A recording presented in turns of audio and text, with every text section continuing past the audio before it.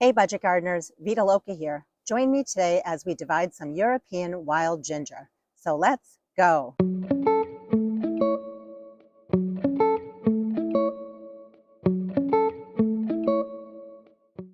This is such a beautiful ground cover that is hardy here where I live in New Hampshire Zone 5B. This plant thrives in shady, moist conditions. You can see that I have a big patch of it right over here.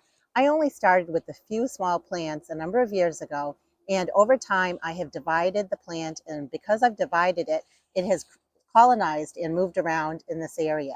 And that's the key with European wild ginger. If you do want to have this plant in your yard, because it is a slow growing plant, what I recommend is probably every year keep dividing it, and over time each division will colonize and fill in an area. This plant does bloom. It blooms in the early spring months. It has a little red or maroon colored blossom.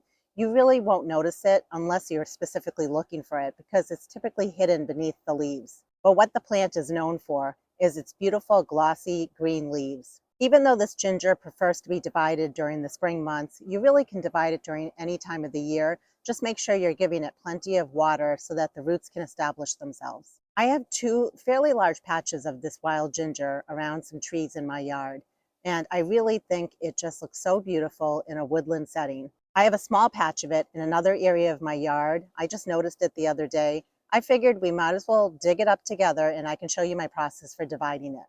Fortunately, the roots of wild ginger are very shallow, so it should be very easy to dig this plant up.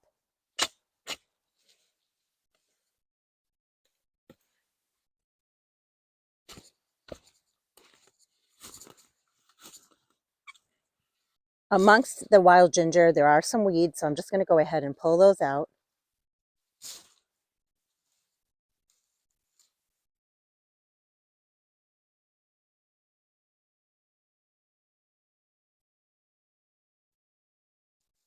And now we can go ahead and just lift our ginger.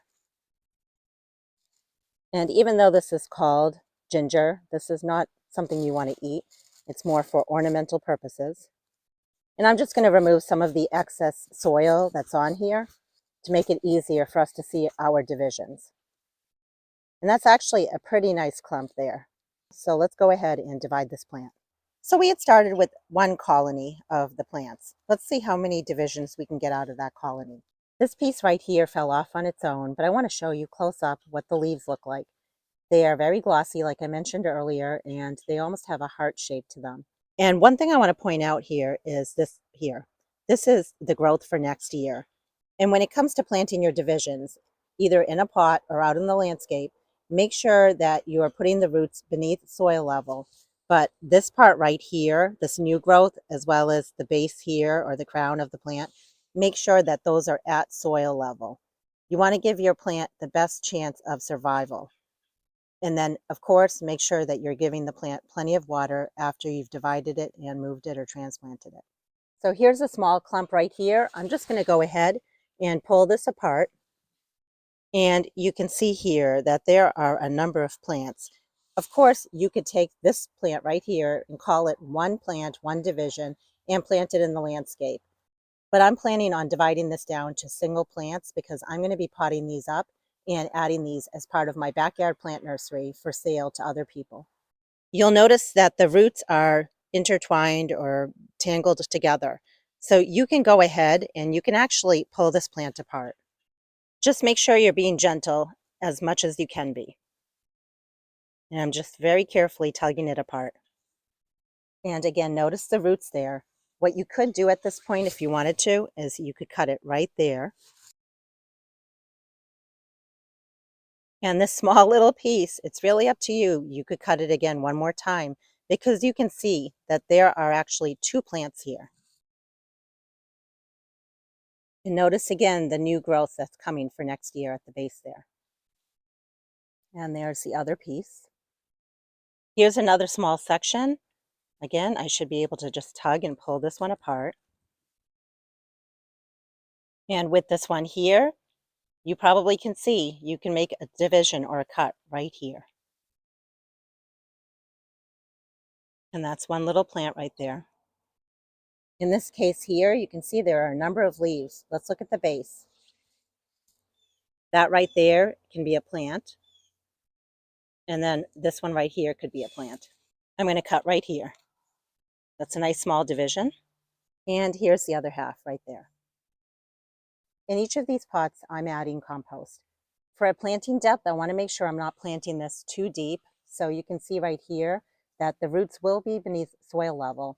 And I want to make sure that this crown part right here is just at soil level. I'm going to add a second plant, and then I'm just going to backfill with the soil.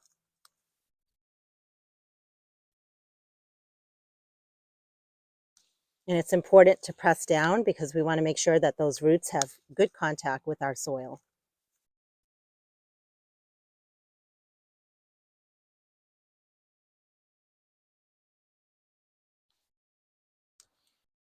And there's a close-up. You can see that the plant is deep but not too deep. And there is next year's growth, and there is next year's growth right there. For my backyard plant nursery, what I'm planning to do is put 2 plants or 2 roots per pot. And that way, anyone that's buying the plant from me can have 2 plants to start with. They can move them apart from each other, and each of those can create a colony. I've heard from other people saying that this plant is so slow to grow, it hardly colonizes. And that's why it is so important for you to be dividing this plant often, because you want to make sure that each of those divisions can then create its own little grouping or colony of plants, because time is of the essence after all when it comes to gardening.